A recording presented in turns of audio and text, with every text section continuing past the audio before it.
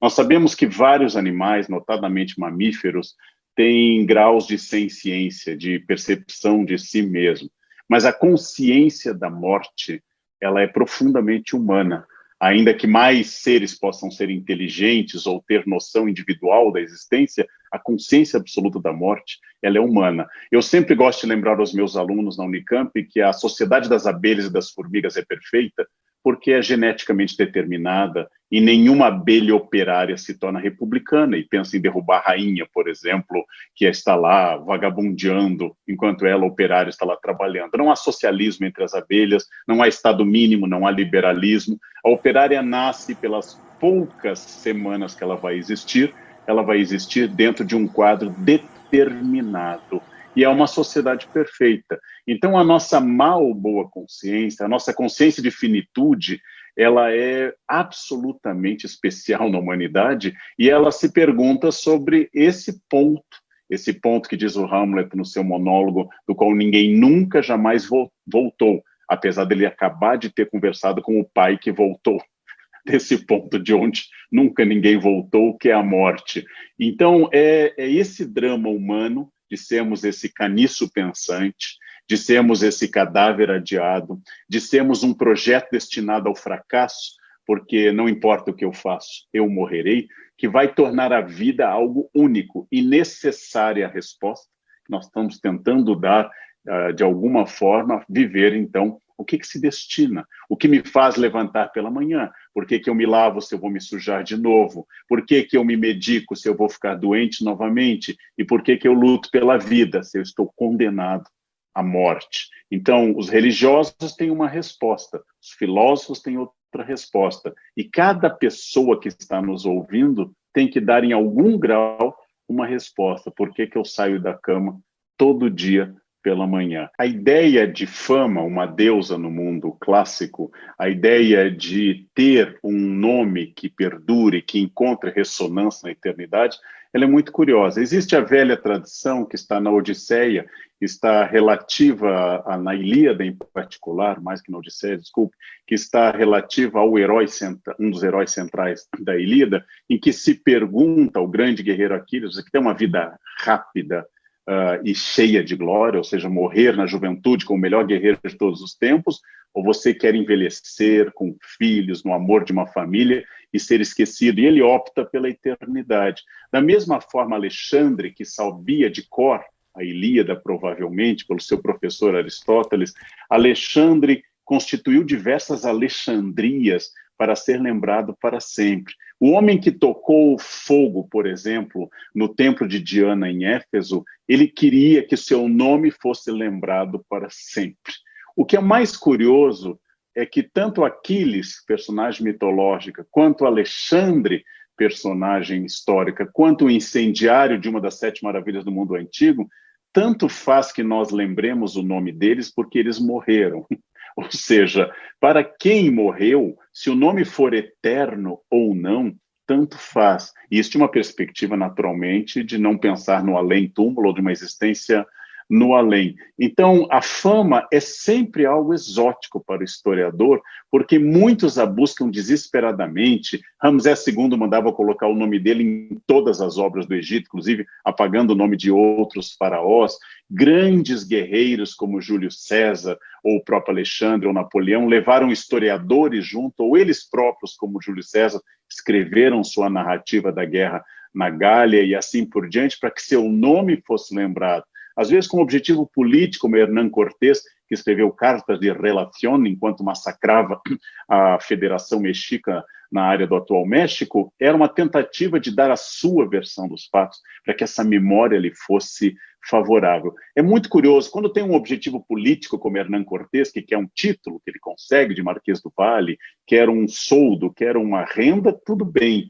Mas a fama é algo extraordinariamente interessante, porque Getúlio Vargas é nome de rua, no Rio Grande do Sul, ao menos, onde eu nasci, de todas as cidades. Seu busto e sua carta-testamento estão em todas as cidades. E Getúlio Vargas desapareceu no dia 24 de agosto de 1954 e permanece desaparecido. Porque isso já implica uma ideia bastante metafísica que o destino depois da morte vai determinar a qualidade da vida, ou que é a capacidade de eu me manter ligado na roda do tempo, em um ciclo permanente, ou de reencarnações, como várias religiões do mundo defendem, ou simplesmente dessa vida única, como no catolicismo, mas que o depois justifique o agora. Se a busca da fama, se a busca da excelência, que eu seja lembrado como um grande profissional na minha família, no meu ambiente de trabalho, ela é boa porque ela vai fazer eu dar o melhor de mim. Ela vai fazer eu me tornar, de alguma forma, um Übermensch, esse conceito de um homem além desse próprio homem, não no sentido nietzschiano, mas no sentido da expressão, um homem além de mim. Eu acho que ela é boa. Mas quando você faz dessa busca da eternidade todo o seu projeto, ou da busca da fama, são as pessoas, por exemplo, que ficam deprimidas quando não têm likes suficientes. O desejo de Aquiles existe hoje no Instagram ou no Facebook.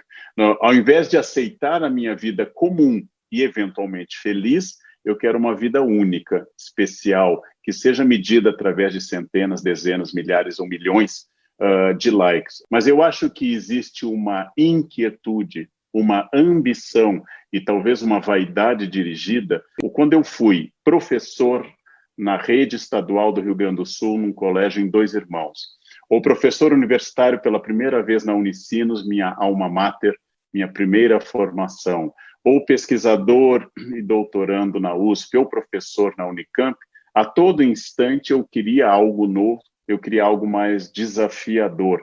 E essa ambição, ou esse projeto de vida, coisa que Sartre insistia muito, e Zygmunt Bauman fala que saiu de moda falar em projeto de vida, eu tinha claro que eu não sabia exatamente onde eu queria estar, mas onde eu estivesse, eu queria fazer diferença. É o que eu chamo de vaidade dirigida. E as pessoas me perguntam, você é vaidoso, Leandro? Bom, eu tenho 57 anos, eu nunca conheci alguém humilde.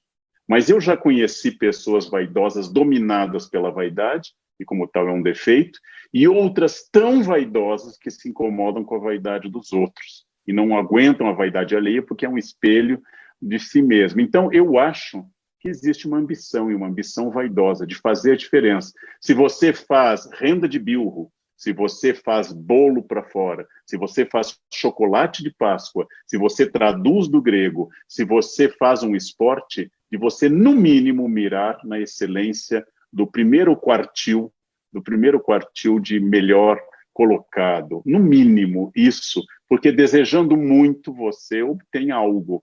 Se você desejar médio, você vai obter ainda menos. Então, eu acho que esse é o desafio. Eu não sei para que eu estou aqui. Eu não tenho uma resposta clara. Mas enquanto eu não conseguir responder, eu quero fazer bem aquilo que eu acredito, que me dá prazer e possa significar algo para os outros. Então, isso é um desafio. Não é exatamente o cargo que me dão, mas o como eu exerço e onde eu vou depois, porque eu quero muito mais do que hoje. Onde eu estou hoje é fruto de um esforço e eu quero muito mais do que isso. Tudo que é feito, tudo que merece ser feito bem, de forma boa. Tudo merece ser bem feito. Mas, para mim, sempre é a questão de dar nome às angústias e, como tal, dirigir uma resposta que se torne individual. O grande método que eu aprendi no Evangelho é que a primeira pergunta que Jesus faz para expulsar o demônio de alguém é qual é o nome do demônio. Nós nos chamamos legião. Esse é o método que eu sigo ao decorar o nome dos meus alunos também, para que eu saiba o nome. Se você souber o nome das suas angústias, o medo da sua pulsão de morte, o medo da sua vaidade, você vai, talvez, não procurar tanto nos outros, nem se sentir tão irritado com os outros e procurar um pouquinho a sua resposta.